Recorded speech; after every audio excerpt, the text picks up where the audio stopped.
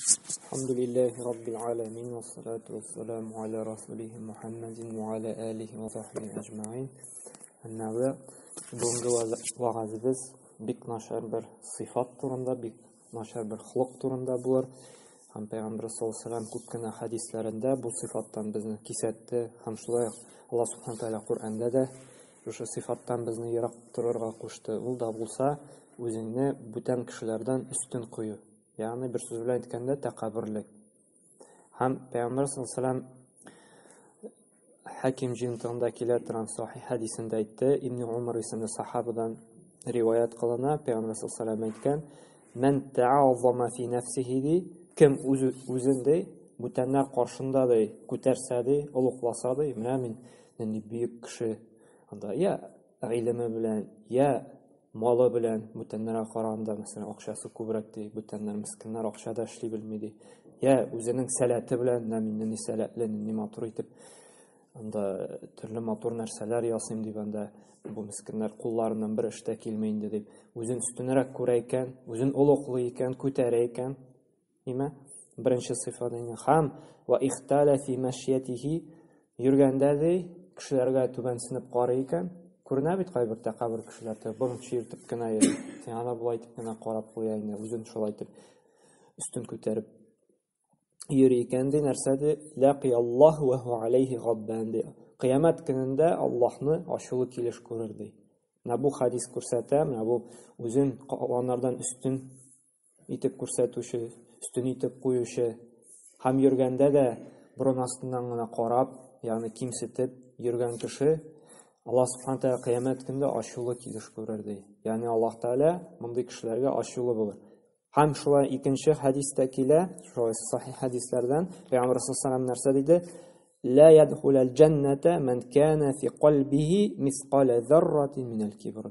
Jannatga kirmasdi, qalbida to'zon bir xatlikkina takabburlik bo'lsa-da, bu kishi jannatga kirmasdi. Agarda qalbda azgina to'zon bir xatlikkina kishilardan o'zini ustun qo'yib takabburlik bo'laykanda jannatga kirmasdi bunday kishi. Payg'ambar sollallohu alayhi vasallam aytdi. Ham mana bu sifatdan bizga yiroq bo'lirga tiyir.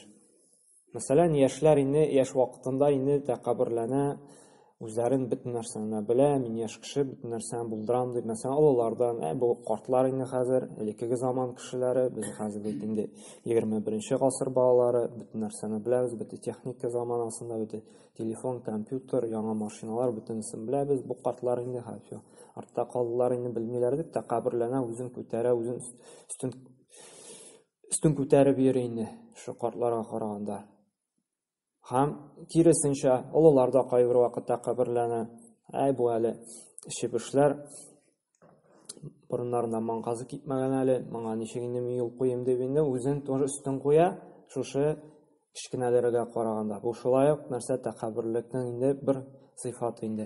Ham shulay anda azrakkina o'qimishli kishilar bo'lsa, azrak nodon kishilardan o'zini ustunroq qo'ya boshlaydi. Ham shulay ko'p aqsha ishlovchi kishi faqir miskinlardan bular aqshada tava bilmay, ishlayda bilmay umr bo'yi shulay miskin bo'ldi deb, ularga kimsitib qaraydi, tubanchilik etib qaraydi. Mana shu sifatlar bo'lmasin uchun jamiyatda mana shu shunday bir-biridan ustun qo'ymas uchun Alloh subhanahu va taolo bizga amr etadi, Payg'ambar sollallohu alayhi vasallam osha bizni tarbiyali, eng ulug' tarbiyashimi mana shu sifatdan yiroq bo'lirga. Ham endi tag'inda qotib kesata, bunday kishida jannatga kirmasdi. Agarda biz jannatga kirasimiz kelayotgan, bizning jannat maqsadimiz ekan, bizga ko'proq skromность, tiynoqlik bo'larga kerak bizda. O'zimizni tiynoq etib yurtirga kerak butun kishilar bilan da. Chunki agarda endi o'zimizni bildiklarga etib, o'zimizdan da ko'taribroq ustunroq qo'ya boshlaymiz ekan, endi Alloh saqlasin, qalbimizga mana shu shir o'tib kirashak endi. Ham Alloh taoladan har vaqtda da so'rarga kerak, ey Robbim biralloh, bari tik ko'rkam xulq qilib bersang, meni shu takabburlikdan, butanlardan үземне үстен куюдан сакласаң иде дип Аллаһ Тааладан да ялварырга, сорарга тиешбез инде. Һәм нәфсебезне һәр вакыт хисап тотырга кирәк. Мин калганнар каршында тәкәббүр түгелме, калганнар каршында үземне үстен куймыйммы, тыйнаклыгым ни дәрәҗәдә.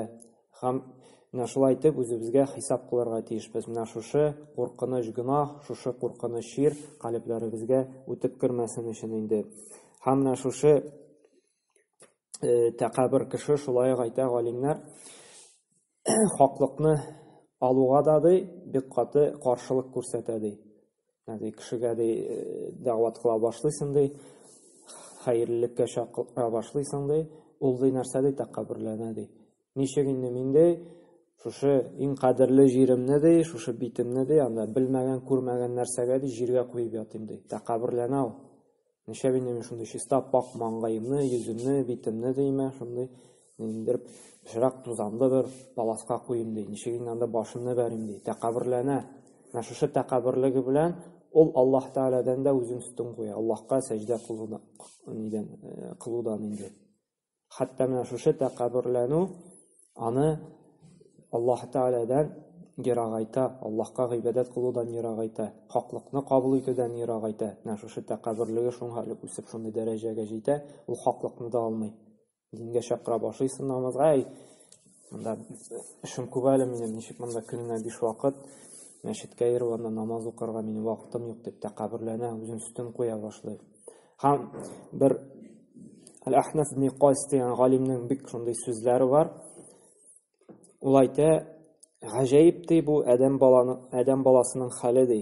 Ул тәкәббүрләнә ди, үзен үстен куя ди, әмма дә ләкин нәрсә ди, каян чыкканын оныта ди. Ул 2 тапкыр сидек чыга торган җирдән чыкты ди. Аны куркыныч сүзләр әйтә, кеше тәкәббүрләнмәсен өчен. Адәм баласы ди, тәкәббүрләнә ди, ул 2 тапкыр сидек чыга торган җирдән чыкты ди. Ничек ди шундый түбән җирдән чыккач ди, ул үзен ди бүтәннәрдән үстен куярга ничек курыкмый ул ди.